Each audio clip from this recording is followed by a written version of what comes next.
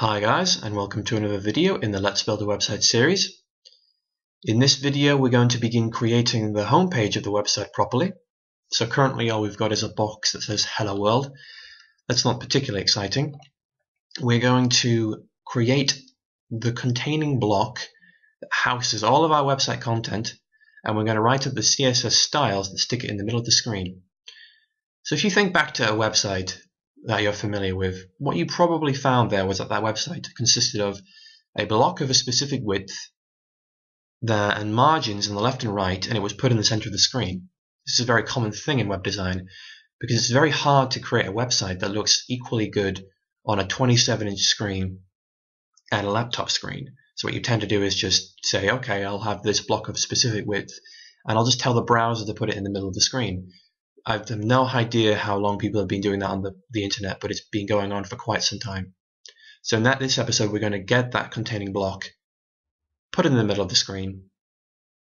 So in order to do that, we're going to go into our index.html file. We're going to delete this Hello World paragraph, and we're going to specify a containing div. Now div, obviously in HTML, is short for divide. It can be thought of as a block element in HTML web design terms, and we've given it a suggestive ID, the ID being container. I've seen some people use wrapper before. I like to use container for some reason. And this div is going to be a block that's going to contain our website content. So we want to get this into the middle of the screen. And in order to do that, we'll go into our CSS style sheet. Now, in an ideal world, it wouldn't be that difficult to get this div in the middle of the screen, but we have to do a few strange and counterintuitive tricks to get it to work the way we want it to. The first thing we need to do is style the body, and style the body with the rule text align center. So if I go into my div and I put in the words hi, and I refresh the page, you'll notice hi is now in the middle of the screen. Now it might seem strange that you have to do this. The reason why you have to style the body with text align center is because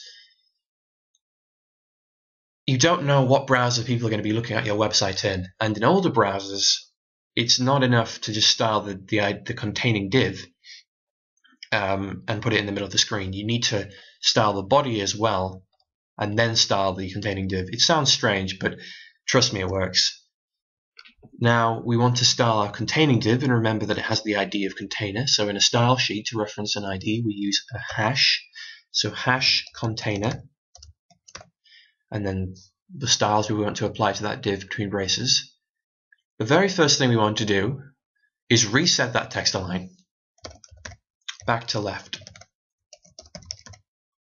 If we don't do that, the containing div is going to inherit the text align center property from our body, and it's going to start aligning all our text in the middle of the screen, which is not what we want. We want to put it to the left. We also want to give it a specific width. Now, opinion varies on how wide a website should be. It's a pretty firm standard that for an average website, something between 950 pixels and 1050 pixels is good form. Obviously, you can have something narrower if that's what you have in mind, and you can have something wider if that's something you have in mind. I'm going to go with 1000 pixels because 1000 is a nice round number. It makes it a lot easier to work with when we start dividing our container div into smaller containers, like a container for the main section, a container for the nav, a container for the aside. Just makes it easier to work with because you can divide it up into fourths, fifths, thirds a bit easier than 950 pixels or 1050 pixels. And the last thing we need to do to get this in the middle of the page is to set the margins to be auto. Now this is just an instruction to the browser. You're just saying, look, I've given you this block of 1000 pixels. I want you to create the margins automatically. And what it's going to do is it's going to create the margins on the left and right. It's going to take the remaining space that's in the browser screen, and it's going to create the margins on the left and right and make them equal in size. And that's going to put the containing div in the middle of the screen. So these three properties are enough. These four properties are enough to get your containing div into the middle of the screen. If we go back to the browser and refresh the page, Oh, I need to save, of course. Once you've saved and go back, you can see here that hi is now aligned to the left in a containing div that we can't currently see because we haven't styled it yet. And this containing div is 1000 pixels wide. There's a margin on the left and a margin on the right. Now we're just going to apply some simple styles so that we can give our website a bit of visual flair. The body is going to have a background color of #ed. So I've specified this color using hexadecimal notation. You can use RGB values if you want, or you can just specify a standard color like black, gray, white, yellow, red, turquoise, whatever. Hexadecimal notation is useful because you have a larger degree of control over how your website appears, and ed is just a nice gray color that I happen to know off the top of my head. We also want to style our container a little bit. We want to give it a border on the left and a border on the right, but not one on the top and bottom. So we're going to specify border left and border right. And whenever you specify a border, there's 3 properties that you need to include in the specification. You need to specify a width for the border. You need to specify a style for the border. So a border can be, for example, solid. It can be dashed or dotted. It can be thick or thin.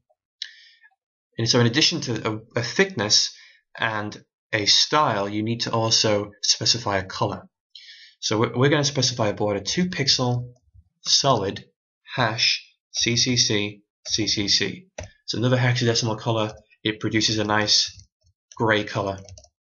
So #CCC CCC.